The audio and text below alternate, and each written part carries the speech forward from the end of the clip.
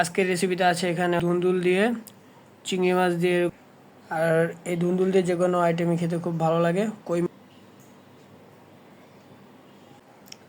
Hello everyone, আসসালামু আলাইকুম। রন্ধনঘর কিচেনে সবাইকে স্বাগত জানাচ্ছি। আজকের রন্ধনঘরের আরেকটি স্পেশাল ভিডিও নিয়ে চলে আসলাম। আজকের রেসিপিতে আছে এখানে হচ্ছে ধুন্দুল দিয়ে চিংড়ি মাছ দিয়ে এরকম রান্না করা হয়েছে, হালকা ঝোল, হালকা মাখা মাখা। আর এই ধুন্দুল দিয়ে যে কোনো আইটেমই খেতে খুব ভালো লাগে। কই মাছ দিয়ে খেতেও খুব বেশি স্বাদ লাগে, ইলিশ মাছ, রুই মাছ দিয়েও খেতে ভালো লাগে।